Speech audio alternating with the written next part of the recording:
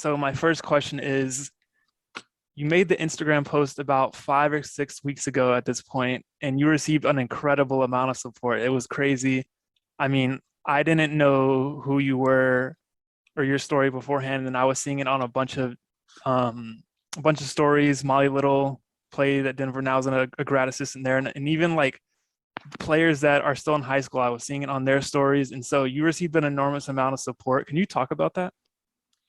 Yeah, I think that it's such a sensitive subject. Obviously, I didn't come out with my story until another coach did for a reason. It's because it's taken me a lot of time to process and still is something that I have had to process and will continue to have to process through.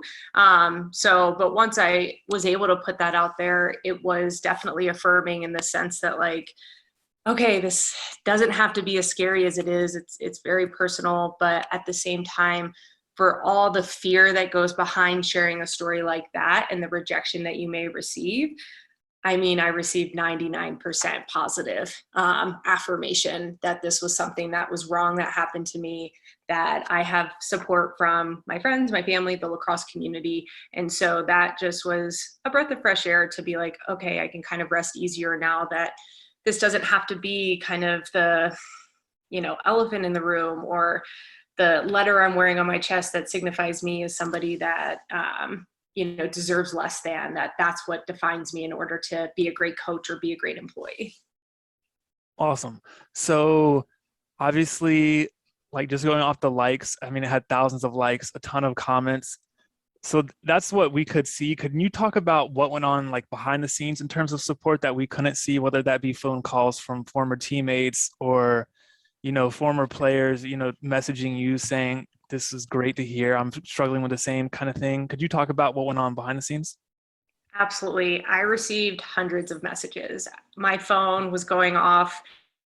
It was like ding, ding, ding. I had to figure out how to turn off notifications on my phone so that it wasn't coming in because it was overwhelming. And I definitely felt a intense amount of responsibility to respond to each individual message that was sent to me because of the personal things that people were also sharing with me. I mean, a lot of Mhm. it was in support and they were quick, answers back, but there was a lot of people that reached out and just said, hey, this is my story. And thank you so much for sharing because I needed to hear that in order to kind of process the situation or even just my sexuality. You don't even have to be in necessarily a negative situation. It's just that you can process that and know that you're not alone in your journey and that your journey can happen at any time too. And then also just with the amount of reporters and interviews and things like that, it was again overwhelming. I took off work pretty much the entire week and just let them know what was up, and they said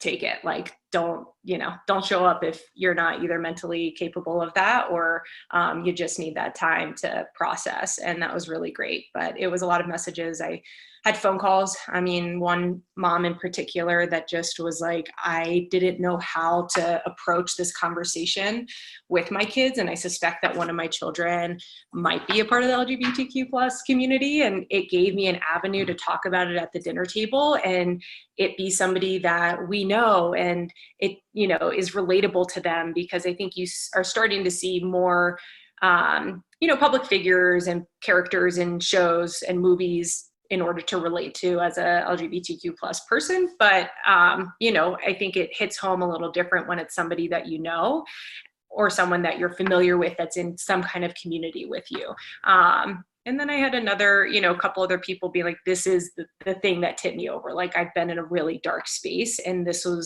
you're the person that I needed to hear this from, that is relatable enough, that has helped me, I mean, seriously, turn a corner and not go down a really dark path, or at least be that step towards the light versus yet another step towards darkness.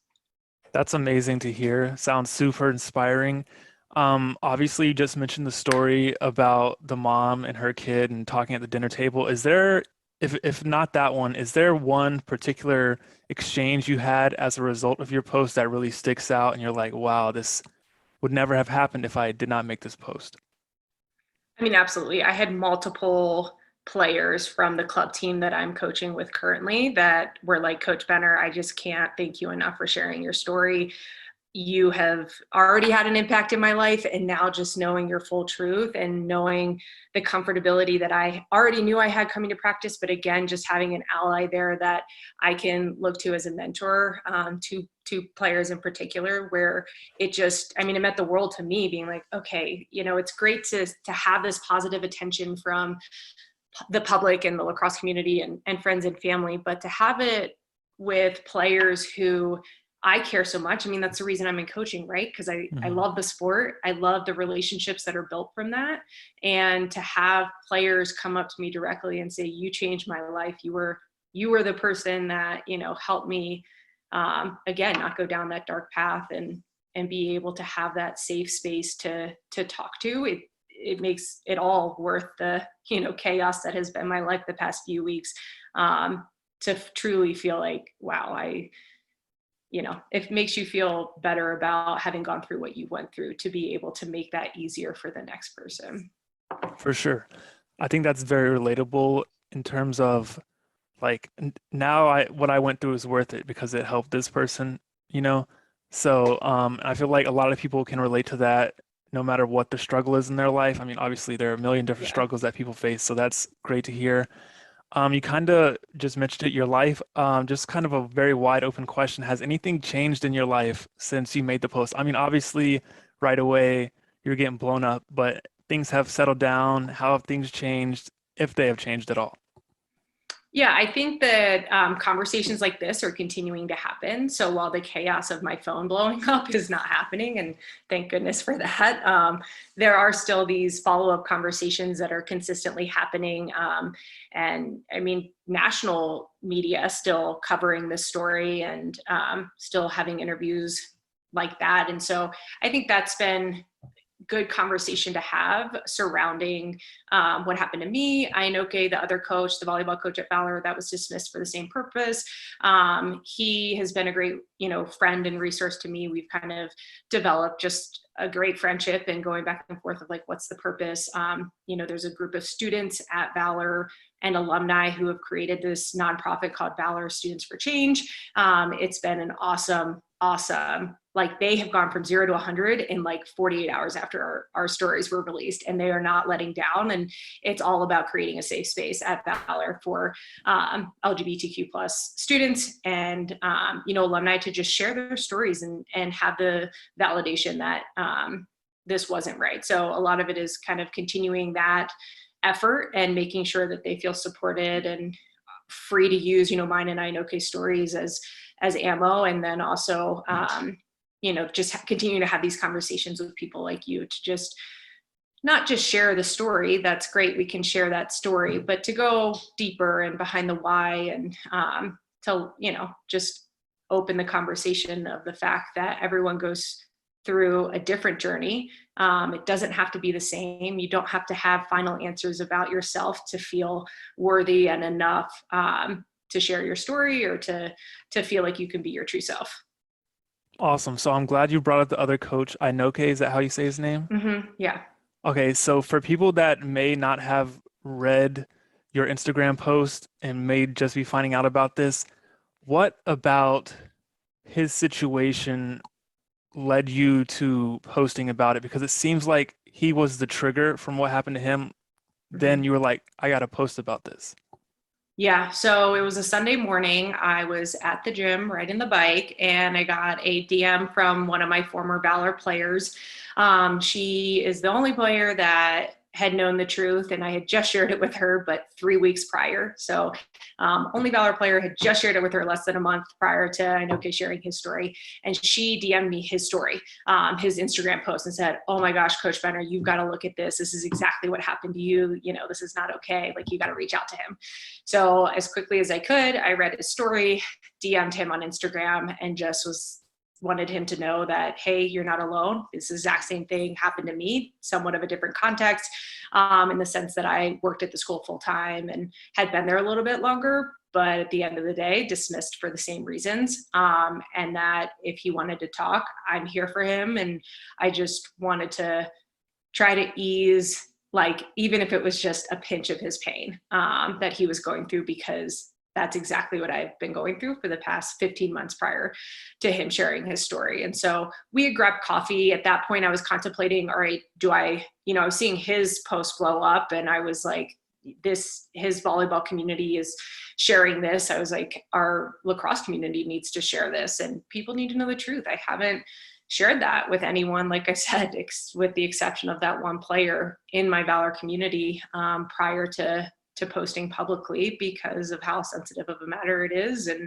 And so was able to chat with him. Like I said, we got coffee that next day. I had already started working on my story and was like, at this point, with seeing just kind of the response, especially from the community, there's, like anything, right? One person comes out with a story and you can easily be like, well, did that happen or didn't it happen?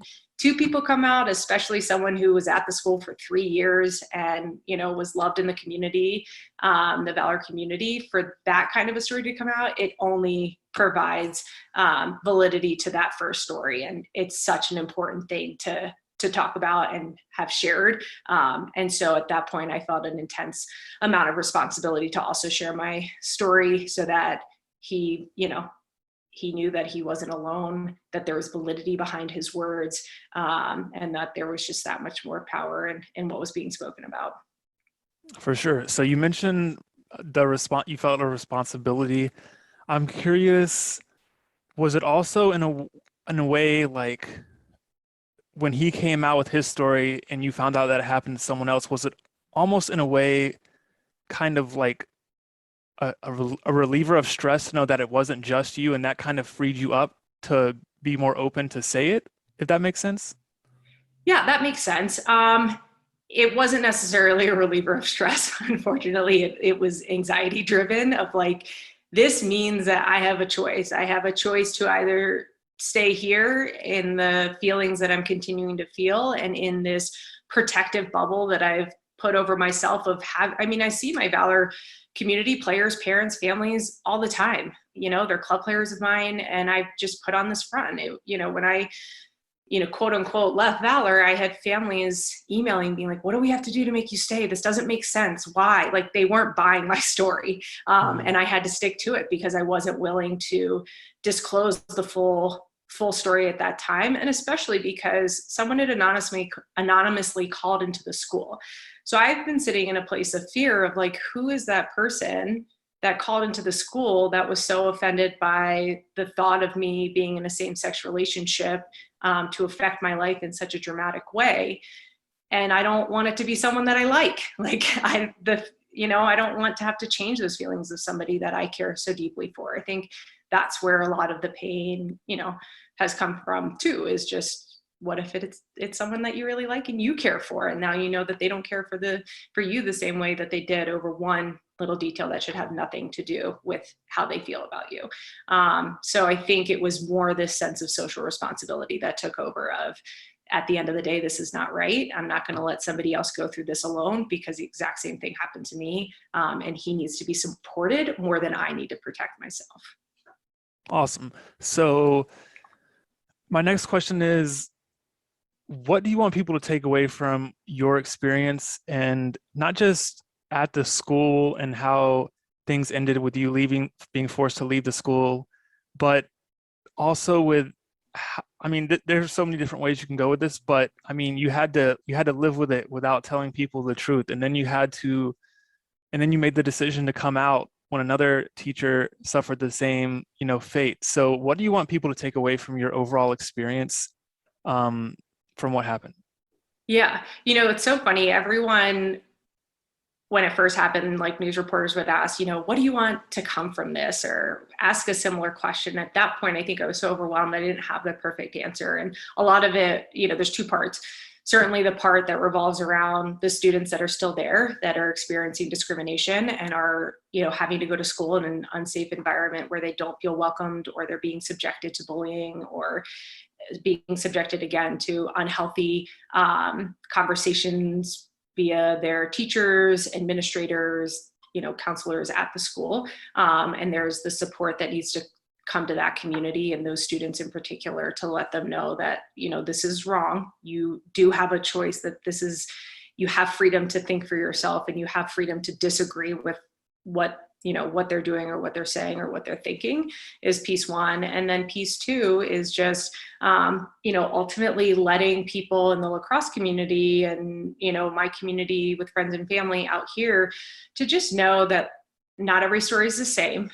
If you're questioning if you are gay, if you are trans, if you are bi, that you don't have to define yourself even with those labels. Like, I know for myself, when people would write articles and it's like, 2 gay coaches, have been fired and outed. And it's like, well, I don't identify as gay. Like, I would identify just under a general term of queer. I don't have the perfect answer for like what my sexuality is. And even just saying that is like super vulnerable, because it's like, why do I even have to say that?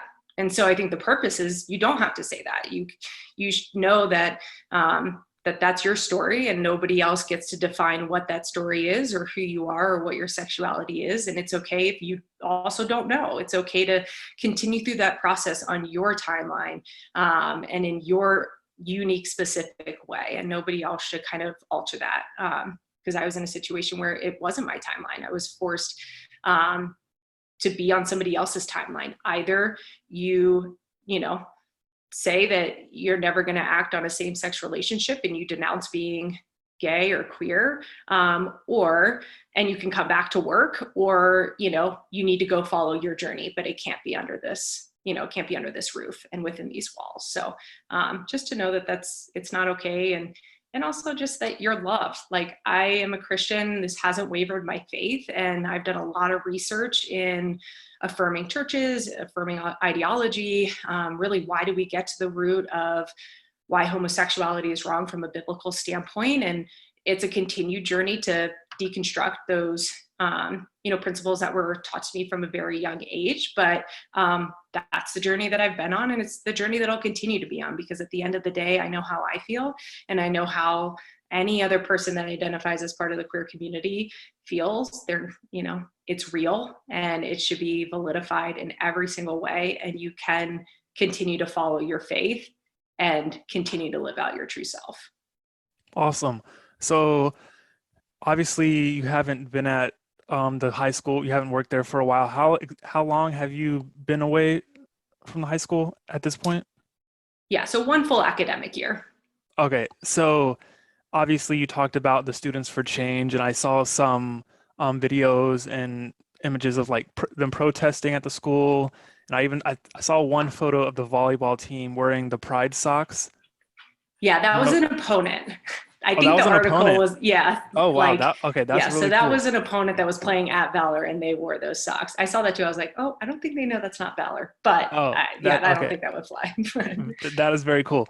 Um, have there been any changes made at the school that you are aware of since everything has happened?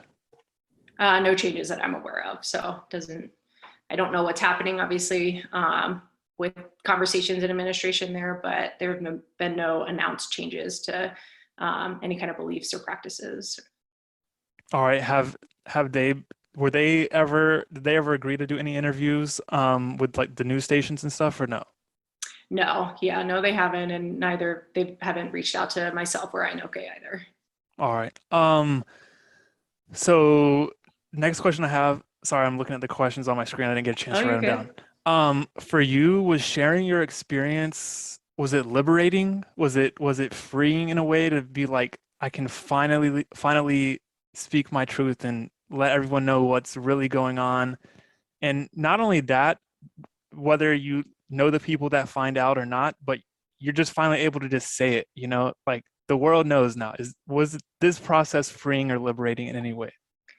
I mean, absolutely, yes. I think my hands were forced on a timeline that, like, I'm going to say something and everyone's going to know. And so before posting, I sat down and really reflected on, is that the next step that I want to take? Is that the attention that I want to receive? Do I want to be, I don't know, do I want that information out? And so the ultimate answer was, the good that's going to come from this is going to far outweigh any kind of negativity or, negative feelings. And so there was definitely a freeing, a freeing bit about it that just makes me be like, okay, now I don't have to have this conversation. Honestly, it was just like the convenience in some way of like, now I don't have to have this conversation with like each individual person. It's just out there. And I don't think every person that's like coming out in their own unique way gets a platform where they can just be like, okay, here's my story. Everyone can read it. Now we know, can we move on? And that's what I want to happen. I'm like, okay, we know it. Like, let's move on for the most part. And so I don't think that second piece has completely happened in the sense of like, there's still those, run-ins with Valor people, and you don't know, are they going to be affirming and support you and want to come off right off the bat and give you a big hug and say, I'm so glad that you shared, which there have been many of those, Valor parents and players that reached out and are affirming for me and still in support of me. But then there's, some people that you haven't heard from, and then it's like, oh, do I run into them at the grocery store? And what does that look like?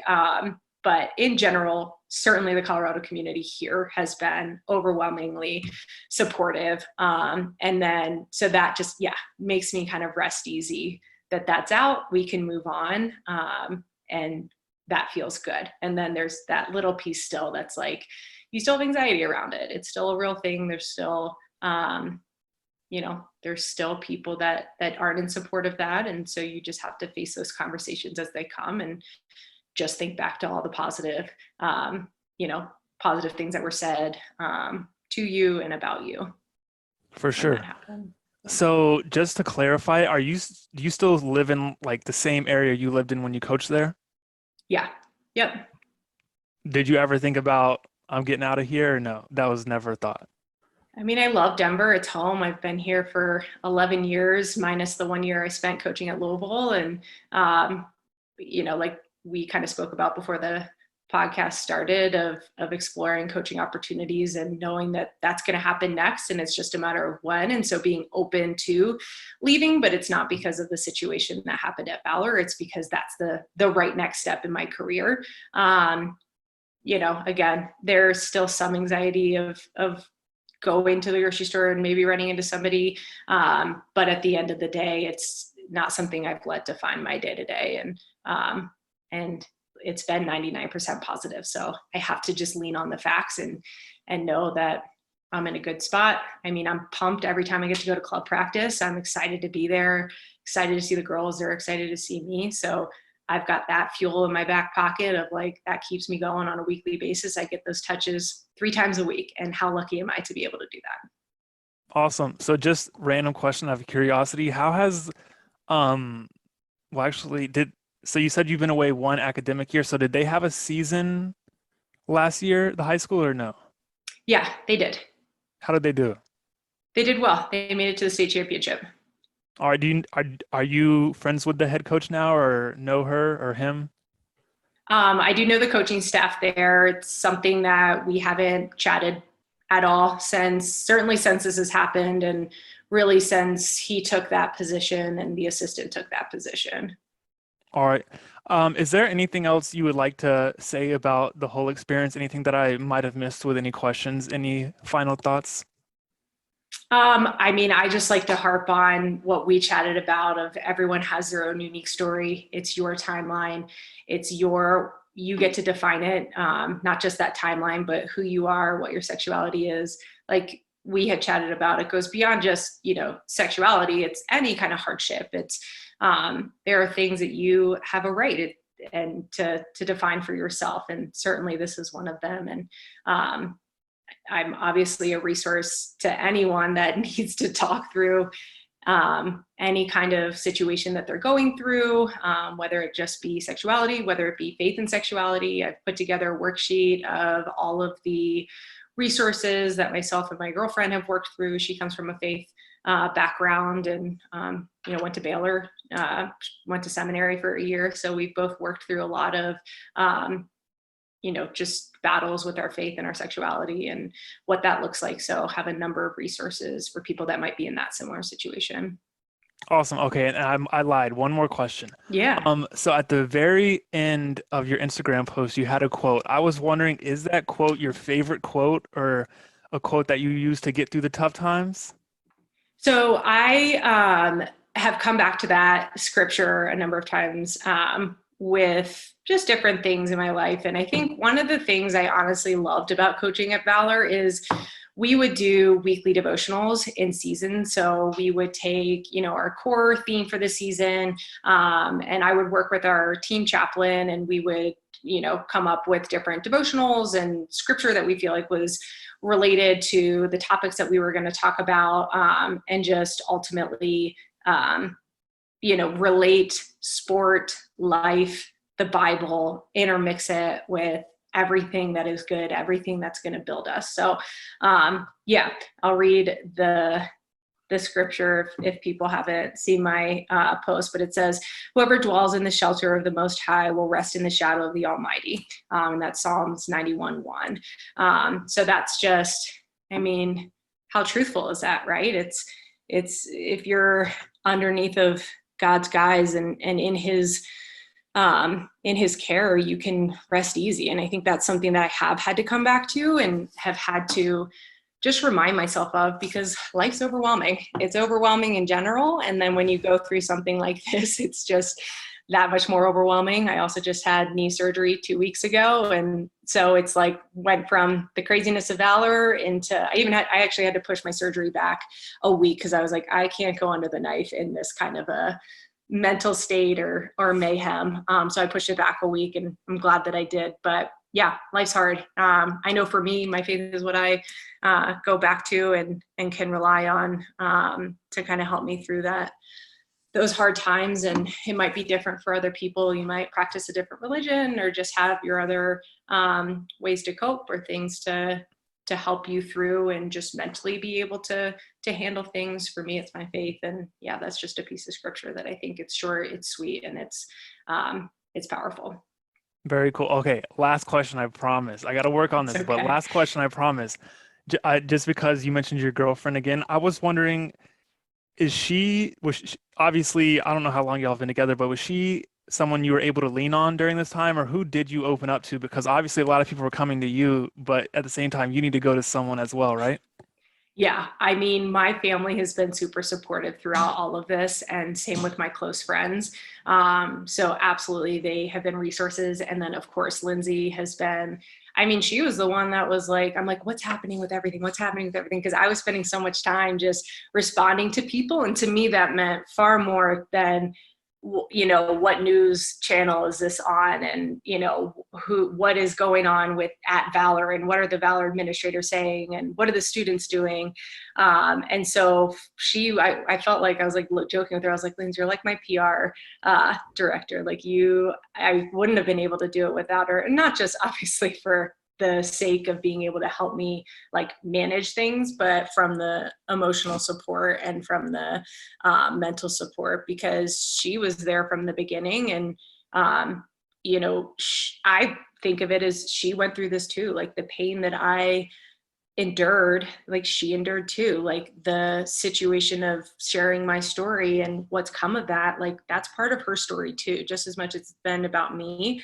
That's her life as well. And so I think that that's something that I'm very grateful for her to be able to go through that. And I mentioned just earlier of her faith background, and so it's very relatable in the sense that neither of us are surprised, neither of us are shocked by certain rhetoric. So it's not hurtful, but at the same way, it's like, how can we change that and process that? And again, provide any resources that, we have found helpful in kind of helping support and affirm the way that we're feeling, in the sense of continuing to pursue our true selves aside our religion. For sure. So I think that was a great point you made, and it's very interesting. It's something I haven't thought of, and I'm sure a lot of people haven't thought of it. Since y'all have been together this whole time, she's been through everything that you've been through, and in a lot of ways, like everyone's different, but in a lot of ways, when someone that you deeply care about is struggling, it hurts you more than it hurts them. So that's very, very interesting. Thank you so much for taking the time.